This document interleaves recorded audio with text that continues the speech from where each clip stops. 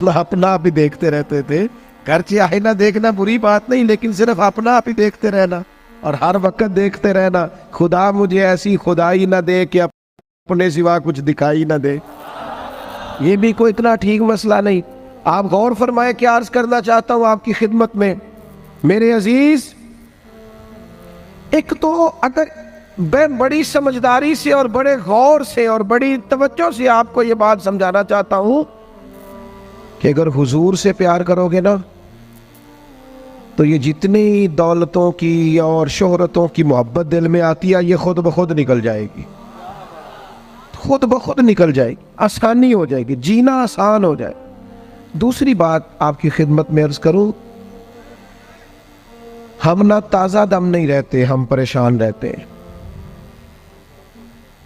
हम बोर होते हैं, हमारी तबीयतें बाज़ों का जल्दबाजी करती हैं, हम बाज़ों का उलझ जाते हैं, करार तलाश करते हैं। उस करार को तलाश करने के लिए फिर बाज़ लोग उल्टी सीधी मूवीज़ देखते हैं।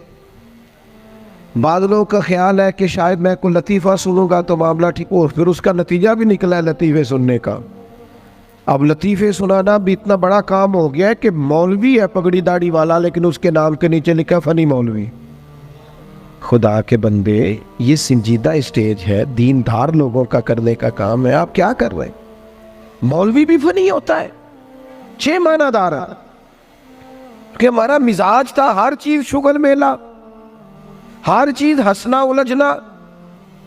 मेरे अजीज, हम चूंकि सुकून चाहते थे, कुछ ने इधर उधर की मूवी देख ली, कुछ ने हंस लिया, कुछ सैर को चले गए, कुछ का ख्याल था खाने खा लेंगे तो सुकून आ जाएगा। याद रखना, इन चीज़ों में सुकून नहीं है, इनमें तो आप उलझते जाएंगे। मजीद तो सुकून कहाँ है, करार कहाँ है? आप कभी सहाबा की जिंदगियां देखें ना, हालात जिस तरह के भी थे ना, उनको जो सुकून मिलता था वो रुखे मुस्तफ़ा से मिलता था। उनकी तबीयत पूरी लग गई थी कि हुजूर अलैहिस्सलाम की जो यादें हैं वो दिल को ताज़ा करती। उनका ख्याल था कि बाहर अगर किसी चीज का नाम है तो वो जिक्र मुस्तफ़ा है, याद मुस्तफ़ा है और दीदार मुस्तफ़ा है। आला हजरत मुफ्ती हैं, फतवा देते हैं। आला हजरत मुफस्सिर कुरान है, कंजुल ईमान बजाते खुद एक तफसीर है, तर्जुमा ही तफसीरी है। आला हजरत मुहद्दिस हैं, वो जब अहादीस मुबारका का हवाला देते हैं तो यूँ लगता है कि जैसे बड़ी गहरी नज़र है इनकी, रावियान हदीस पर भी, उसूल पर भी, और हाफजा भी मजबूत है हिफ्ज़ हदीस के लिहाज, सारी चीज़ें उनके पास थी। लेकिन वो पता क्या कहते थे? कहते थे ये जो मेरा दिल चमकदार है ना, और ये जो मेरी तबीयत हल्की फुल्की है, उसकी वजह ये है कि उनकी महक ने दिल के गुंजे खिला दिए। ये मैं नहीं आपको तकरीर सुना रहा, मैं तो जज्बात का इजहार कर रहा हूं। उनकी महक ने दिल के गुंचे खिला दिए हैं। तो क्यों गुंचे खिला दिए? कहते मेरे नबी का कमाल ये है कि वो जिस राह चल दिए हैं कूचे बसा दिए। वो जिस राह भी चल दिए हैं कूचे, हुजूर पर थोड़ा गुजर जाए तो काम हो जाता है। करार, सुकून, सारे दुख मिट जाएंगे अगर दिल हुजूर से लगा लोगे, अगर मुहब्बतों का मरकज रसूल पाक को बना लोगे। आप देखें ओहद के मैदान के अंदर काफिर ने एक बड़ी अजीब साजिश की मुसलमानों को परेशान करने के लिए, और तक भाई आप लोगों की वजह से अगर इतने लोग तकलीफ में हैं तो आपको समझ जल्दी से बैठ जाए जी, जल्दी से जी, फैसला करने में इतनी देर, अल्लाह आपको सलामत रखे, बैठ जाए जी। अब आप खड़े हैं जनाब, आप ही बैठ जाए, अल्लाह आपको बरकत अता फरमाए। अच्छा, एक बंदा महफिल में खड़ा हो जाता है मोबाइल लेके, अल्लाह उन्हें समझना चाहिए कि बाकी सारे कुल भी हैं मोबाइल। खुदा के बंदे, आपकी वजह से इतने लोग पीछे अगर परेशान है तो आपको समझना चाहिए उस चीज़ को। अल्लाह ताला आप सबको हंसता और मुस्कुराता रखे। नबी पाक की ज़ात से जब आपकी कामिल वाबस्तगी हो जाएगी ना, तो हुजूर की ज़ाते वाला का प्यार, और प्यार लारो वाला नहीं होना चाहिए खाली जल से महफिल में और माइक हाथ में आया तो इश्क का दावा तगड़ा, खाली इस तरह नहीं, तन्हाई में भी तो रोए हुजूर की बारगाह। एक महफिल में मैं एक दफ़ा हाजिर था तो एक नात का बच्चा मेरे पास आया, कहने लगा जी मेरी सिफारिश कर दो, मैं भी हजूर दी बारगाह च हाज़री लवानी है। मैं क्या पुत्र तू घर जाके पढ़ लै, उत्थे भी हाज़री लग जाएगी कि 4000 बंदा चाहिए हाज़री लवाने लई। हुजूर की बारगाह में तो जहाँ बैठ के भी पढ़े हाज़री लग जाती है। इसके लिए क्या साज समर के मजलिस ही फ़कत हो तो हाज़री लगती है? ये भी आला हाज़री है, पर वो तो वल्लाह वो सुन लेंगे और फरियाद को पहुँचेंगे हम। बस इतना तो हो, कोई फरियाद करे दिल से, तू बात तो दिल से कर। आपकी जब कामिल वाबस्तगी हुजूर से हो जाएगी ना, तो ये गुर्बतों का डर, ये परेशानियाँ, ये आजमाइशें, एक जगह रोना नहीं रोया हज़रत बिलाल ने कभी अपनी गरीबी का, एक जगह परेशान नहीं हुए कभी हज़रत सलमान फ़ारसी के मैं परदेसी हूँ, एक जगह भी कभी जनाब सुहैबी रोमी को तकलीफ़ नहीं हुई। क्यों भला? इसलिए कि हुजूर की मोहब्बत ऐसी दवा है जो हर बीमारी से शिफा अता कर देती। उहद के मैदान में काफिरों ने एक चाल चली थी। उनको पता था कि कौन सी बात मुसलमानों को ज्यादा परेशान कर सकती है। उन्होंने एक अफवाह फैला दी थी कि माज़अल्लाह हुजूर को शहीद कर दिया गया। उसकी वजह से शदीद परेशान हुए सहाबा, और जंग के जो नतायज बरअक्स आए उसकी बड़ी वजह यह अफवाह भी बनी। अब सहाबा बड़े परेशान थे, हुजूर शहीद हो गए।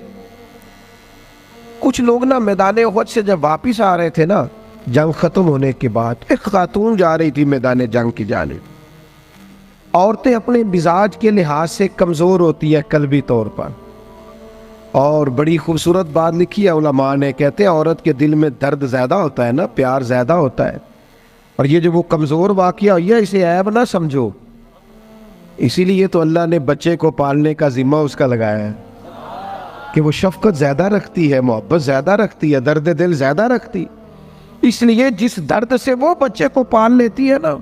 मेरा बेटा एक दिन घर में कुछ पका हुआ था, उसकी अम्मा कहने लगी खाना खाओ, कहता है मैं नहीं खाना। ओदी अम्मा कहती मैं बड़ा जोर लाया, बड़ी मेहनत की थी, बड़ी गर्मी च पकाया, अज तो यही खाना पैना है। कहने लगा मैं नहीं खाना, मैं आराम से खाना खा रहा हूँ। अब वो माँ बेटा बहस कर रहे हैं। थोड़ी देर गुजर गई तो मैनू कहती तुसी क्यों नहीं बोलते? मैं क्या मैनू पता है किन्ने जीतना है, थोड़ी देर बाद खलो जाओ, मैनू पता है किन्ने जीतना है।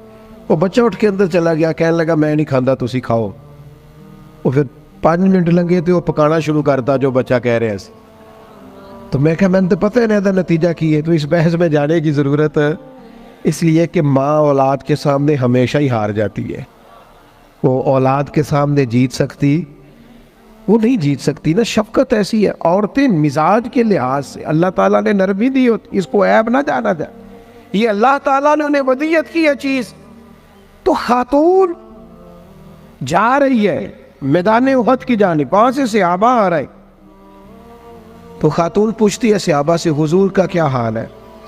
तो एक सहाबी अपने लहजे में गोया कहने लगे खबर मुश्किल है, पर तुझे सुनानी भी ज़रूरी है, इस जंग में तेरे भाई का इंतकाल हो गया है।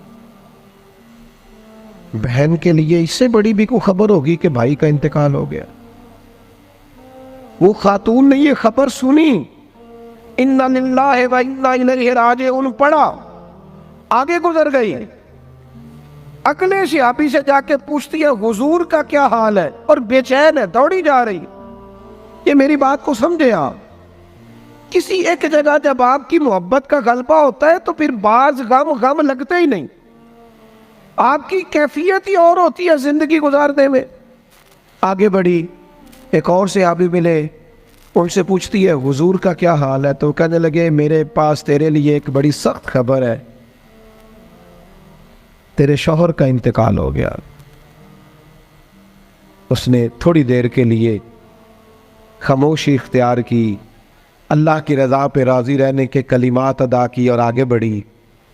एक और शख्स से सवाल, ये ज़रा सोचते जाना, ये खबरें अगर अचानक मिले, भाई चला गया है, बाप चला गया है, इसको सोचना, अपने ऊपर तारी करना, खुदा ना करे ऐसा हो, पर जब खबर मिले तो कैफियत क्या होती है। वो खातून आगे बढ़ी तो एक शख्स और मिला, पूछती है ज़रा बताओ ना हुजूर का क्या हाल है?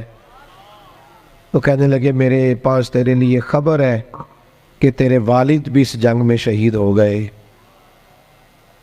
बेटियों का तो मेका ही बाप से होता है, माँ से होता है। वालिद चले गए, थोड़ी देर के लिए गर्दन झुकी, कलिमात अदा की, और फिर वे पूछती है सियाबी से, वालिद चले गए, भाई चले गए, शौहर चले गए, मुझे बताओगे मेरे नबी पाक का क्या हाल है? तो सियाबी कहने लगे, अल्हम्दुलिल्लाह मैं ज़ियारत करके आया हूँ, रसूल पाक बिल्कुल ठीक है।